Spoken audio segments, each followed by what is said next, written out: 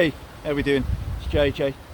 So this is the River Bean, which kind of starts about 6 miles or so further upstream up near Sandon, or northwest of Sandon, which isn't too far away from sort of like Royston, and winds its way down through a couple of villages, down through Walken, Aston, where I am at the moment, the Vale of Aston, down into Walnut Stone, and then eventually it joins the River Lee.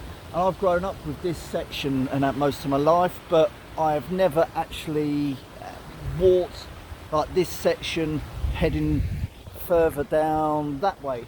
Some of it is on paths, some of it I'll have to make my own way up, but I just kind of wanted to see what some of the sections were looking like, because I drive past a few sections on the way into work, and there's a little bit of woodland that I want to explore, but I just kind of wanted to see what one of the sections of the river that I've never really sort of been on. So I'm gonna go and wind my way over, and I'll bring you in and out as I'm walking along. So I'll catch you in a bit.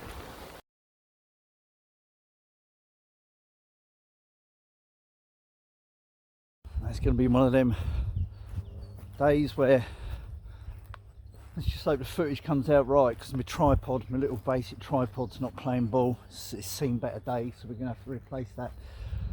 Just see this little stretch here.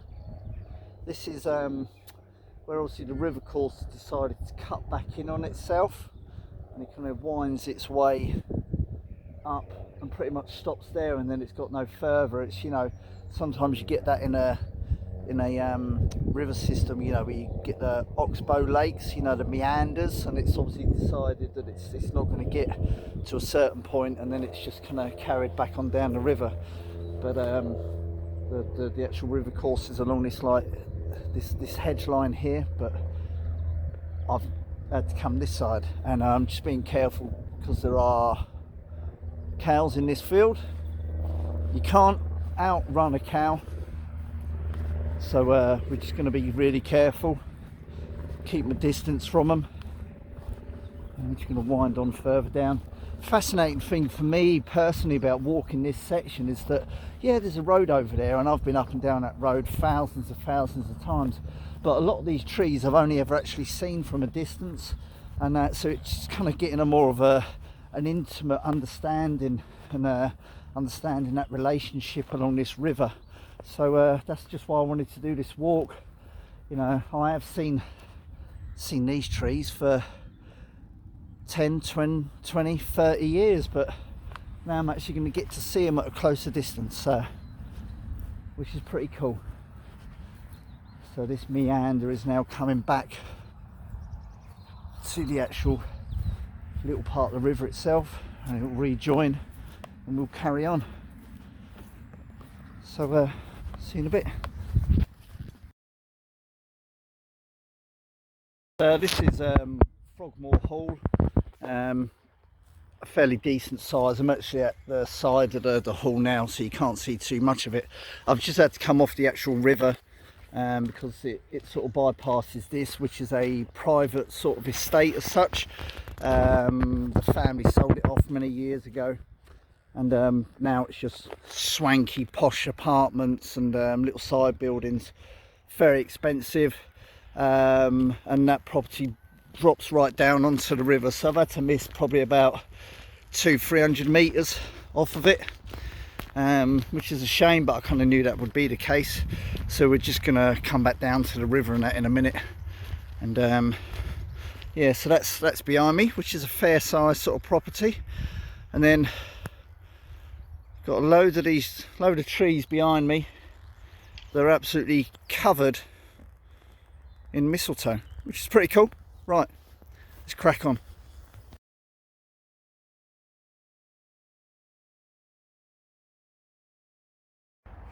Oh yeah, today it's a Saturday that I'm actually filming this. It's the weekend. It's the spring equinox, so happy Ostara. Clocks will change next week. Start of British summertime, so the clocks change. The spring equinox, we now start getting longer days. shorter nights. It's brilliant. I love this time of year. So blessed be, blessed be.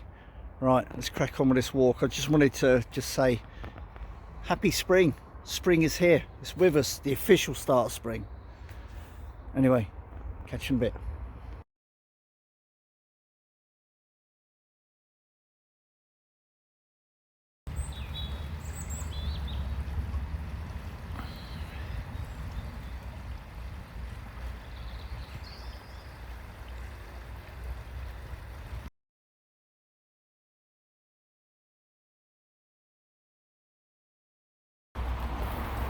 First time I've ever been underneath here. It's just where the Walnut stone bypass is, and I must have been over this sort of bit just here thousands of times, but to be actually by the side of the water course underneath is actually pretty cool. There's a lot of graffiti, there's not too much rubbish, it's pretty cool. So I'm just going to carry on and have a wander and see what other surprises we have in store. Yeah, it's pretty cool. Just like exploring, go and find new places, get off a slightly different beaten track and just see what you can find. As I say, my tripod has actually given up. There's the road just above me. It's quite a well-worn sort of little path and that along here. Not too much rubbish, so we'll just carry on. As I say, yeah, I just like to get out and explore, and I say I've never ever walked along this section of the river. You know, it's not all going to be amazing and things like that, but it can just open your eye to the landscape a little bit more and give you a better understanding of actually what's going on. So yeah, I'm just going to crack on. You don't want to listen to the noise of the traffic behind me. It's the A602. Catch you in a bit.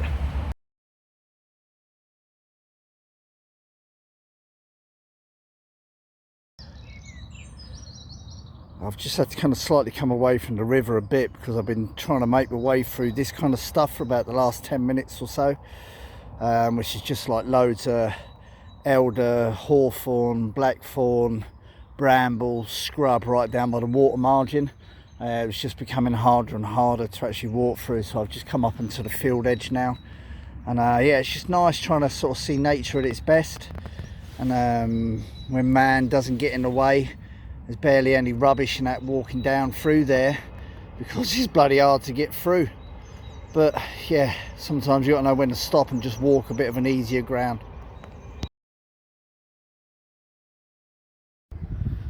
So we are back on the river now. We're actually in the village of Walnut Stone now, and just coming along this, which is it's a footpath. It's called the Millennium Walk. And there's this old cut down willow here by the side of the riverbank. And I don't know if you can make this out. I'm trying to not fall down the bank. Look at the size of these babies. Look at that, it's huge. My hand, well, these got to be like 12, 15, 18 inches across. And there's some more. Let's just see if I can get round. Oh wow, I can't get any closer but while I'm filming, but yeah, impressive nevertheless. Stunning, absolutely stunning. The water is actually, it's pretty clear. It's pretty clear. Alright, let's do this last little bit. It's a nice little bit of a walk, this.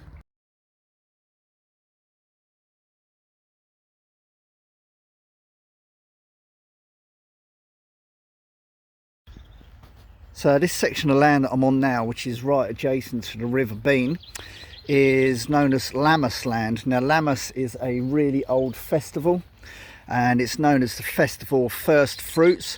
So all this area in front of me, obviously they have planted some newer sort of trees, is basically left alone. It can become a flood meadow.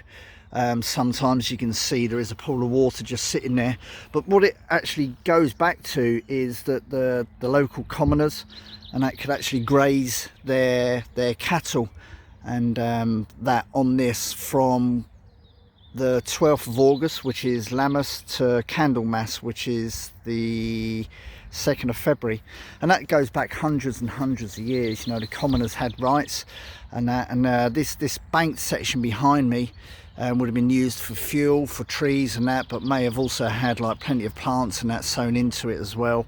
You know, like apples and things like that, where they could go and get fruits, and you know, blackberries, blackthorn, hawthorn, sloes and that. So it's quite an interesting area, Lammusland. And as I say, I've actually seen it when it's actually in like full meadow state, when the grass has really grown up and the wildflowers are here. It's an amazing bit of land, it really is.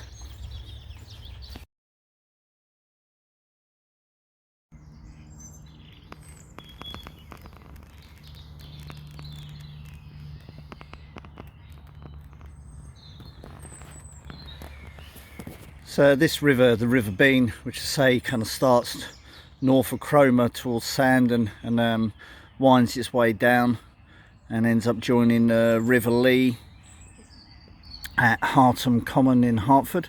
I have spoken about this before. This is one load of ducks flying overhead. Sorry, yeah, this is one of those rivers that I've talked about before, which are very rare habitat, and these are chalk based rivers, and you can find the videos that I've actually done about these.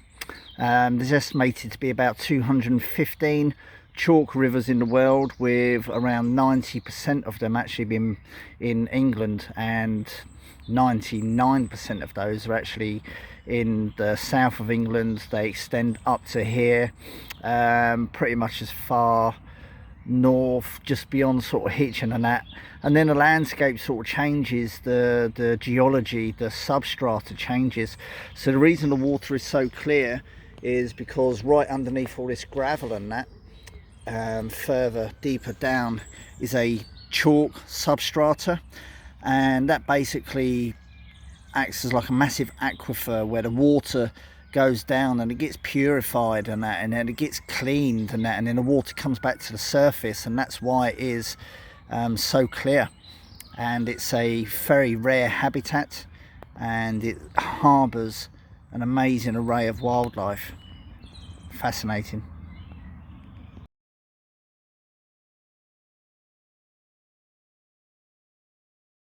I'm at the far end of Walnut Stone, still right down by the river, and from now the river winds its way that way, meanders a lot, and then it cuts into a really big estate which is known as the Woodall Estate, who own thousands and thousands of acres around here. You can actually continue to walk down by the river, but that's a story for another day. And it's along that stretch is where I go to get the wild garlic, the ramson. You've seen a video of that early last year, and it's that time of year again for ramson, wild garlic. So you know, further downstream is where you'll probably find me on another little adventure, but for now, thanks for tuning in. We'll catch up again soon. Walk a different path, you never know what you're going to find. Bye.